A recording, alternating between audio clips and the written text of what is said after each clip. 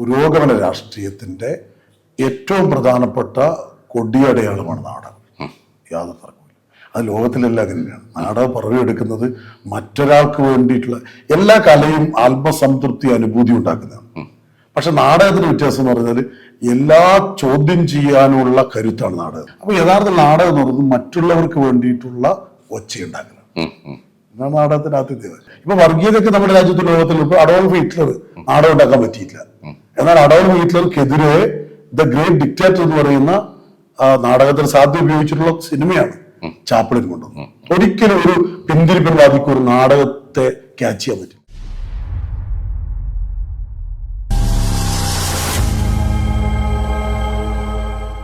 നമസ്കാരം. നമ്മുടെ യാത്ര ഇന്ന് എത്തിയിരിക്കുന്നത് കല്യാറാണ്.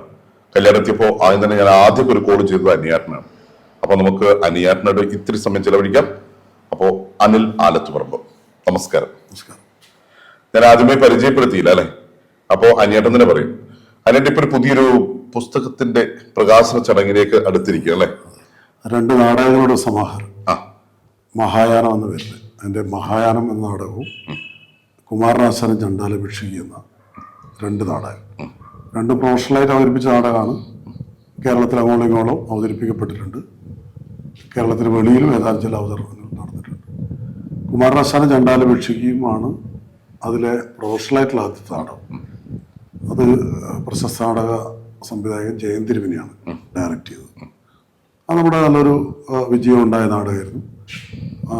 ചണ്ടാലഭിക്ഷുകി എന്ന് പറയുന്ന കവിത, കുമാരനാശാന്റെ കവിത പൊതുവിൽ നാടകമായിട്ടില്ല.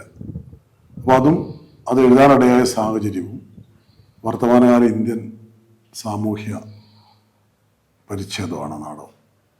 കുമാരനാശാൻ എൻ്റെ ജീവിതാനുഭവങ്ങളിൽ ഉണ്ടായിരിക്കുന്നത് ബംഗാളിലെ വിദ്യാഭ്യാസ കാലത്താണ്. ബംഗാളിൽ പഠിക്കാൻ പോയി. കുമാരു എന്ന ചെറിയ പ്രായത്തിൽ കേരളത്തിലൊന്നും പഠിക്കാൻ കഴിയുമായിരുന്നില്ല. അന്ന് ജാതിയായിരുന്നു. അപ്പോൾ കേരളത്തിൽ പല സംസ്കൃത കോളേജുകളുണ്ടായിരുന്നു. അവിടെയൊന്നും അദ്ദേഹത്തെ പ്രവേശിപ്പിച്ചില്ല. അയാൾ കീഴാളനായതുകൊണ്ട്. അവസാനം ചാമരാജ് കോളേജിൽ പോയി. അവിടെ നിന്ന് പുറത്താക്കി. മൈസൂർ കോളേജിൽ പുറത്താക്കി. അങ്ങനെയാണ് ശ്രീനാരായണ ഗുരു ഇടപെട്ടിട്ടാണ് അദ്ദേഹത്തെ ബംഗാളിൽ ഡോക്ടർ പൽപുവിൻ്റെ നിർദ്ദേശപ്രകാരമാണ് പഠിക്കുന്നത്. അവിടെ നിന്നാണ് അദ്ദേഹം ഈ ദളിത് ജീവിതങ്ങളെല്ലാം കാണുന്നത്. ഈ കേരളത്തിലെ സാഹചര്യത്തെക്കാളും ദുരിതമുള്ള അവിടുന്ന് കാണുന്ന കാഴ്ചകളായിരിക്കും ചണ്ടാലഭിക്ഷ. അപ്പൊ അതാണ് ആ നാടകത്തിന്റെ ഉത്ഭവം. അതിൻ്റെതാണ്. അപ്പൊ ആ വർത്തമാനകാല ഇന്ത്യ സാഹചര്യത്തിൽ കേരളം അന്ന് ഉണ്ടായിരുന്ന ഭ്രാന്താലയം മാറി പുതിയ ലോകമായി.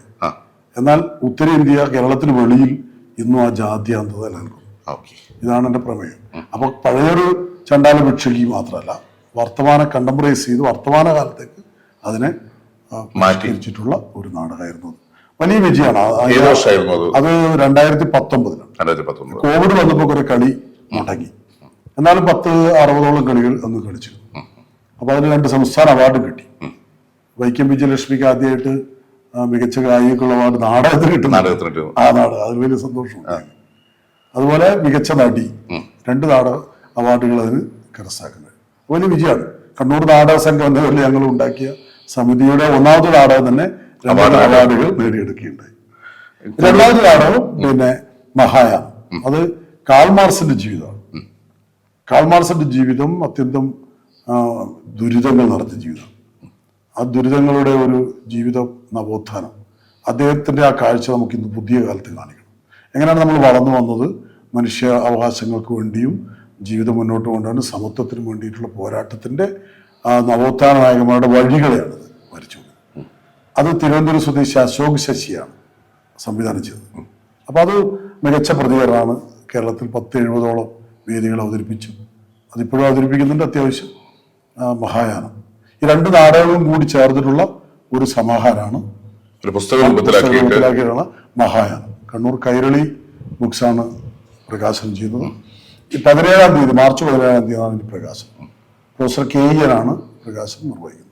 ഈ ഒരു പുസ്തക രചന, നാടകരച, അതിനപ്പുറം ഒരു പൊതുപ്രവർത്തകനാണ്, ഒരു രാഷ്ട്രീയ നേതാവാണ്.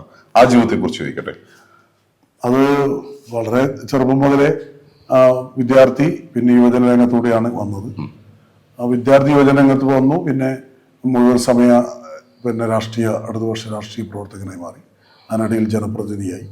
അങ്ങനെയൊക്കെ പോകുമ്പോഴും ആത്യന്തികമായി നിലനിൽക്കുന്ന കാര്യം ഉത്സവപ്പറമ്പിലും പാർട്ടി സമ്മേളന വേദിയിലും എൻ്റെ അച്ഛൻ വളരെ ചെറുപ്പത്തിൽ എന്നെ കൊണ്ടുപോയി നാടകവും പ്രസംഗവും കേൾപ്പിച്ച അനുഭവമാണ്. അപ്പം നമ്മുടെ ഒരു പഴയ ഒരു തലമുറ സൃഷ്ടിക്കപ്പെടുന്നത് ഈ അനുഭൂതിയിൽ നിന്നാണ്. ഞാൻ 86-86 അവസാനമായിട്ട് ജ്യോതി ബസ് കണ്ണൂരിൽ വന്നത്. അന്നാണ് അവസാനമായിട്ട് സാംബശിവൻ കണ്ണൂർ കഥാപ്രസംഗം നടത്തുന്നത്. ഇത് രണ്ടും വളരെ ചെറിയ പ്രായത്തിൽ കേൾക്കാൻ അവസരം ലഭിച്ചു നേരിട്ട് എന്നുള്ളത് ഒരു ആ കാലഘട്ടത്തിൽ സൗഭാഗ്യമായിട്ടാണ്. പിന്നീട് അവിടുന്ന് ഇങ്ങോട്ട് കേരളത്തിലെ കണ്ണൂരിലെ അച്ഛൻ്റെ കൂടെ ഒരുപാട് വേദികളിൽ പ്രസംഗവും നാടകവും ഇത് സൃഷ്ടിക്കുന്ന ഒരു അനുഭൂതി തലമുണ്ട്. ഇതാണ് യഥാർത്ഥത്തിൽ രാഷ്ട്രീയത്തിലും എന്നെ പിടിച്ചു നിർത്തുന്നത്. അപ്പൊ രാഷ്ട്രീയ പ്രവർത്തനം എന്ന് പറയുന്നത് കലാപ്രവർത്തനം രാഷ്ട്രീയ പ്രവർത്തനങ്ങളിലും കൂടി ഒരു പരിപാടിയാണ്. അല്ലാതെ ഒരു മുഴുവൻ സമയ രാഷ്ട്രീയ പ്രവർത്തനം എന്ന് പറഞ്ഞാൽ അങ്ങനെ മുഴുവനായ എന്തെങ്കിലും വലിയ ഉയരങ്ങളിലേക്ക് പോകുക അതൊന്നും അല്ലല്ലോ. ഇതാണ് എന്റെ പ്രധാനമായിട്ടും. ബ്ലോക്ക് പഞ്ചായത്ത് വൈസ് പ്രസിഡന്റ് ആയിരുന്നു. പിന്നെ ബ്ലോക്ക് പഞ്ചായത്ത് തന്നെ സ്റ്റാൻഡിംഗ് കമ്മിറ്റി ചെയർമാനായിരുന്നു. 10 വർഷം ഇരിക്കൂർ ബ്ലോക്ക് പഞ്ചായത്തിലുണ്ടായിരുന്നു. നാടകരചനയ്ക്കപ്പുറം നാടക അഭിനയത്തിനും പ്രാധാന്യം കൊടുത്തിട്ടുണ്ടല്ലേ? അത്യാവശ്യം ചെറുപ്പത്തിലെ ഈ നാടക അഭിനയത്തിലൂടെയാണ് ഈ നമ്മുടെ കേരളോത്സവം നമ്മളത് സൃഷ്ടിക്കപ്പെട്ട പ്രധാനപ്പെട്ട അതിന് ജില്ലാതല മികച്ച നാടകമൊക്കെ ആയിരുന്നു. സ്കൂളിൽ നിന്ന് പിന്നെ വിദ്യാലയങ്ങളിൽ നിന്നെല്ലാം മികച്ച നാടകമൊക്കെ ആയിട്ടുണ്ട്. സബ് ജില്ലാ മത്സരങ്ങളിലൊക്കെ മികച്ച നാടകമായി. പിന്നെ സ്വന്തമായിട്ട് പിന്നെ നാടക കൃതികൾ വരാതിരിക്കുമ്പോൾ എഴുതുക എന്നുള്ളത് പരിശ്രമമാണ്. നല്ല കൃതികൾ കിട്ടാതിരിക്കും. നമുക്ക് പല നാടകങ്ങൾ കാണുമ്പോൾ അതുപോലെ നാടകം ഉണ്ടായിക്കളയാന്നൊക്കെ തോന്നലാണ് എഴുത്തിലേക്ക് വന്നത്. പിന്നെ നന്നായി വായിക്കാനുള്ള താല്പര്യമുള്ള ആളാണ്. ഇതാണ് ക്ലബുകളുടെ സാന്നിധ്യം. അതെ. അവിടെ ആലത്തുറമ്പിലാണ് ഞങ്ങൾ സൃഷ്ടിക്കപ്പെട്ടത്. അവിടെ ഞങ്ങളുടെ മുൻഗാമികൾ വലിയ കലാ സാഹിത്യ പ്രവർത്തകർ നിരവധി ഉണ്ടായിരുന്നു. അവരാണ് നമ്മൾ യഥാർത്ഥം സൃഷ്ടിച്ചത്. നാടക കലാപരിപാടി ചെറുപ്പത്തിലെ അഭിനയം, എൻ്റെ റിഹേഴ്സൽ ക്യാമ്പ് അതിനൊക്കെ പോയി അങ്ങനെയാണ് എൻ്റെ ഒരു സംഘാടനത്തിലേക്ക് ഇപ്പോഴും നിൽക്കുക. പുതിയ കാലത്ത് അതിന് വലിയ സ്പേസ് ഉണ്ട്. രാഷ്ട്രീയത്തിലാണെങ്കിൽ പ്രാസംഗികൻ അല്ലെങ്കിൽ പ്രഭാഷകൻ അതൊക്കെ ഓരോ ജീവിതത്തിൽ അങ്ങനെ പ്രസംഗത്തിലൊക്കെ വന്ന് പെട്ടതാണ്. പിന്നെ കാര്യങ്ങളുടെ ആശയവിനിമയത്തിന്റെ ആശയാണല്ലോ രാഷ്ട്രീയത്തിന്റെ കല. അല്ലാതെ ഈ മറ്റ് രാഷ്ട്രീയം നടന്ന് വേറെ എന്തെങ്കിലും ഉപരിപ്ലവമായ ഒന്നുമല്ല, ആശയപ്രചരണമാണ്. പന്നേറ്റിന്റെ ജീവിതത്തെ കുറിച്ച് ചോദിച്ചില്ല. നമ്മുടെ നാട്ടിലെത്തിയപ്പോ അപ്പൊ ഒന്ന് കുടുംബത്തെ കൂടി ഒന്ന് പരിചയപ്പെടുത്തണം. എപ്പോഴും അവരുടെയൊക്കെ സപ്പോർട്ടാണ് നമ്മുടെ വിജയം. അല്ല, ഈ നാടകത്തിന്റെ 2 നാടകങ്ങളും ഇതിന്റെ സാമ്പത്തികമായി നാടകം കളിച്ചത് ആവൊന്നും ഉണ്ടാവില്ല. 2 നാടകങ്ങളും സാമ്പത്തികമായിട്ട് പിൻബലം എല്ലാം ലോൺ എടുത്തും വായ്പ എടുത്തും ഒക്കെ സഹായിക്കുന്നത്. 10-12 ലക്ഷം രൂപയുടെ കളിയാണ് നാടകം. അത് നിസ്സാര കളിയല്ല. അപ്പൊ അതിനുള്ള പിൻബലം ഒന്ന് എൻ്റെ ആത്മസുഹൃത്ത് ആലത്തോപ്പിലെ എം സന്തോഷ്, കോടതി ജീവനക്കാരനാണ്. പഴയ ബാലസംഘം DYFയിലൊക്കെ ഉള്ള സഹപ്രവർത്തകനാണ്. നാടകത്തിലെല്ലാം വലിയ സംഘാടകനാണ്. അയാൾ അഭിനേതാവല്ല, സംഘാടകമൊന്നുമല്ല. പക്ഷെ നാടകത്തിന്റെ ഏറ്റവും വലിയ സംഘാടകൻ. എന്റെ നാടക പ്രവർത്തനത്തിലെ എല്ലാ പിന്തുണയും 6ാം ക്ലാസ് മുതൽ ഞങ്ങൾ ഒന്നിച്ച് നടക്കുകയാണ്. അപ്പൊ അന്ന് എന്നെക്കാൾ മുതിർന്ന ആളാണ്. പക്ഷെ അന്ന് മുതലുള്ള എല്ലാ പിന്തുണയും സന്തോഷം. ആ സന്തോഷം പോലെ തന്നെ വൈഫാണ്. കല്യാണം സർവീസുകാരനായി ജോലി ചെയ്യുന്നു.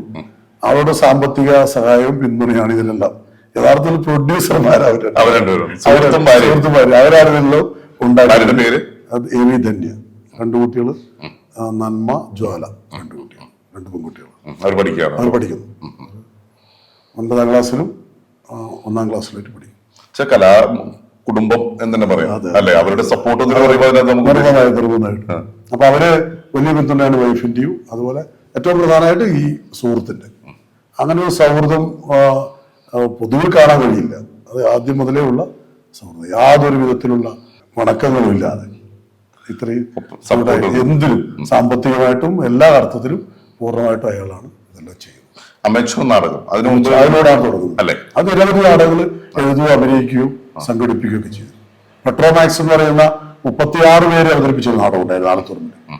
ആ നാടകം ഒരുപടി ആളുകളെ അണിനിരത്തുന്ന അവസരമുണ്ടായി. അതുപോലെ കിണർ ജീവിതം, അതും വലിയ ഒരുപാട് ആളുകളെ ആകർഷിച്ച നാടകമാണ്. അങ്ങനെ ഒരുപാട് അമച്ചർ നാടകങ്ങൾ, പിന്നെ നിരവധി കലാജാഥകളുടെ നാടകങ്ങൾ, പിന്നെ നിരവധി കോളേജ് മത്സരങ്ങളുടെ നാടകങ്ങൾ, പിന്നെ കുട്ടികളുടെ കുറേ നാടകങ്ങൾ, ഇങ്ങനെയൊക്കെയുള്ള നാടകങ്ങളാണ് പൊതുവിൽ ചെയ്തുകൊണ്ടിരിക്കുന്നത്. നാടക രചനയ്ക്കാണ് കൂടുതൽ പ്രാധാന്യം കൊടുക്കുന്നത്, അഭിനയത്തിനാണോ? ആ പ്രാധാന്യ രചന തന്നെയാണ്. രചനയിലാണ്. അപ്പൊ രചിക്കുമ്പോൾ ഞാൻ അതിനകത്തൊരു വേഷം ഉണ്ടെന്ന് അങ്ങനെ അത് നാട്ടിലൊക്കെ ചെയ്യുമ്പോൾ നമ്മളതിൽ അഭിനയിക്കും. പുറത്ത് പ്രൊഫഷണലായിട്ട് ഞാൻ അഭിനയിച്ചിട്ടില്ല. ഈ 2 നാടകങ്ങളും ഞാൻ പുറത്ത് സ്ഥിരമായിട്ട് പോകുന്നതുകൊണ്ട് മറ്റു തിരക്കുകളുള്ളതുകൊണ്ട് പൂർണ്ണമായിട്ട് മുഴുകാൻ പറ്റിയിട്ടില്ല. മറ്റു നാടകങ്ങൾ അഭിനയിക്കും. സമൂഹത്തിലെ തിന്മകൾക്കെതിരെ ശക്തമായിട്ട് പ്രതികരിക്കാൻ പറ്റുന്ന ഒരു ചാലകമായിട്ടാണ് നാടകങ്ങളെ കാണുന്നത്, അല്ലെ? അല്ലെ, അതിന്റെ രീതിയിലേക്ക് നമ്മൾ എഴുത്തുകൾ കൊണ്ടുപോകാറുണ്ടോ? ഏറ്റവും പ്രധാനമായിട്ട് രാഷ്ട്രീയം, അതായത് രാഷ്ട്രീയം എന്ന് പറഞ്ഞാൽ നമ്മൾ കേവലമായ കക്ഷി രാഷ്ട്രീയമല്ല, നമ്മുടെ ഇന്ത്യയും ലോകവും മുന്നോട്ട് പോകുന്ന പുരോഗമന രാഷ്ട്രീയത്തിന്റെ ഏറ്റവും പ്രധാനപ്പെട്ട കൊടിയടയാളമാണ് നാടകം. യാതൊരു തർക്കമില്ല. അത് ലോകത്തിലെല്ലാം അങ്ങനെയാണ്. നാടകം പിറവിയെടുക്കുന്നത് മറ്റൊരാൾക്ക് വേണ്ടിയിട്ടുള്ള എല്ലാ കലയും ആത്മസംതൃപ്തി അനുഭൂതി ഉണ്ടാക്കുന്നതാണ്. പക്ഷെ നാടകത്തിന് വ്യത്യാസം എന്ന് പറഞ്ഞാൽ എല്ലാ ചോദ്യം ചെയ്യാനുള്ള കരുത്താണ് നാടകത്തിന്. നാടകം സൃഷ്ടിക്കപ്പെടുന്നത് തന്നെ അങ്ങ് ആഫ്രിക്കയിലാണ് വംശം ഉത്ഭവിക്കുന്നത്. അവിടെ ഗുഹയിൽ താമസിക്കുന്ന സമയത്ത് അവിടെ ഒരു ഗുഹയിലേക്ക് ആന വന്നിട്ട് കുഞ്ഞുങ്ങളെ പിടിച്ചുകൊണ്ടുപോകുമ്പോൾ അയൽവക്കത്തെ ഒരു ഗുഹയിലെ സ്ത്രീ ഒരു ഗുഹയുടെ മുകളിൽ കയറി നിന്ന് സഹപ്രവർത്തകരെ അനുയായികളെ വിളിച്ച് ആർത്തട്ടഹസിക്കുന്നതെന്നാണ് ഡ്രാമ ഉണ്ടാവുന്നതാണ് പറയുന്നത്. ഡ്രാൻ എന്ന് പറയുന്ന ഗ്രീക്ക് പദം പ്രവർത്തിക്കുക എന്നാണ്. അതിലാണ് ഡ്രാമ എന്നുണ്ടാകുന്നത്. അത് ആർക്ക് വേണ്ടി പ്രവർത്തിക്കുക? അവരതിന് വേണ്ടിയില്ല, മറ്റുള്ളവർക്ക് വേണ്ടി പ്രവർത്തിക്കുക. അപ്പൊ യഥാർത്ഥ നാടകം എന്ന് പറയുന്നത് മറ്റുള്ളവർക്ക് വേണ്ടിയിട്ടുള്ള ഒച്ചയുണ്ടാക്കണം. ഇതാണ് നാടകത്തിന്റെ ആദ്യത്തെ, അതാണ് നാടകത്തിന്റെ ഉത്ഭവം. അതിനാണ് എപ്പോൾ നിൽക്കുക. അവിടെ നാടകത്തിൽ നിങ്ങൾക്ക് ഒരിക്കലും ഒരു പ്രതിലോമ ആശയത്തിന് വേണ്ടി മത ജാതി ആശയങ്ങള്, പിന്തിരിപ്പൻ ആശയങ്ങള്, വർഗീയ ആശയങ്ങൾ ഇതിനു വേണ്ടി ഉപയോഗിക്കാൻ പറ്റില്ല. നാടകം അതിനൊന്നും പറ്റില്ല. ഇപ്പൊ വർഗീയതയൊക്കെ നമ്മുടെ രാജ്യത്ത് ലോകത്തിൽ ഇപ്പൊ അഡോൾഫ് ഹിറ്റ്ലർ നാടകം ഉണ്ടാക്കാൻ പറ്റിയില്ല. എന്നാൽ അഡോൾഫ് ഹിറ്റ്ലർക്കെതിരെ ദ ഗ്രേറ്റ് ഡിക്റ്റേറ്റർ എന്ന് പറയുന്ന നാടകത്തിൽ സാധ്യത ഉപയോഗിച്ചിട്ടുള്ള സിനിമയാണ് ചാപ്ലിൻ കൊണ്ടുവന്നത്. ഒരിക്കലും ഒരു പിന്തിരിപ്പൻവാദിക്ക് ഒരു നാടകത്തെ ക്യാച്ച് ചെയ്യാൻ പറ്റില്ല, നാടകത്തെ കൈപ്പിടി ഒതുക്കാൻ പറ്റില്ല. അത് കാണാൻ ആളുണ്ടാവില്ല. നാടകത്തിന് ഇപ്പൊ വീണ്ടും ഒരു ശക്തി വന്നിട്ടുണ്ട് അല്ലെ? കാരണം അതിന് വേണ്ടത് സപ്പോർട്ട് കിട്ടുന്നില്ലേ? അതുണ്ടാവില്ല. പക്ഷെ ജനങ്ങൾ വലിയ നാടകം ഇനി നമ്മൾ AI ഒക്കെ വരുന്ന കാലമാണ്. എൻ്റെ ഒരു ഭാവി ഒരു പ്രവചനമായിട്ട് കാണുന്നുണ്ട്. AI കാലത്ത് പെർഫോമിംഗ് ആർട്സ് മാത്രമേ നിലനിൽക്കൂ. എന്താ കാരണം എന്ന് വെച്ചാൽ AI നിങ്ങൾക്ക് സുബീഷിനെ റീമേക്ക് ചെയ്യാം, മോഹൻലാലിനെ ഉണ്ടാക്കാം, എന്തും ചെയ്യാം. അതോടുകൂടി അത് കാണാൻ ആളുണ്ടാവില്ല. അപ്പൊ എന്തും ചെയ്യാമെന്ന പിന്നെ അവിടെ കാഴ്ചക്ക് പ്രസക്തി ഇല്ല. അതിൽ താല്പര്യം ഉണ്ടാവുന്ന നമ്മൾ അതിൽ പുതുമ സൃഷ്ടിക്കുമ്പോഴാണ്. അപ്പോ പെർഫോമിംഗ് ആർട്സ് മാത്രമേ നിലനിൽക്കൂ. നേരിട്ട് മനുഷ്യൻ അഭിമുഖമായി നിൽക്കുന്ന കലകൾ മാത്രമേ നിലനിൽക്കൂ. അതിൽ നാടകം ഉണ്ടാവും, പ്രസംഗം ഉണ്ടാവും. തീർച്ചയായും രണ്ടിനെയും മുറുകെ പിടിച്ച് മുന്നോട്ട് പോവുകയാണ്. ഇത്ര നേരം കൊണ്ട് ഒത്തിരി കാര്യങ്ങൾ നമുക്ക് പറഞ്ഞു തന്നു. എന്തായാലും പ്രഭാഷണ പരമ്പരകൾ നമുക്ക് ഇനിയും ശ്രമിക്കാം. ഒത്തിരി നാടകങ്ങൾ രചിക്കട്ടെ, അവര് രംഗത്ത് വരട്ടെ. എന്തായാലും എല്ലാവിധ ഭാവങ്ങളും നേരുന്നു. സന്തോഷം.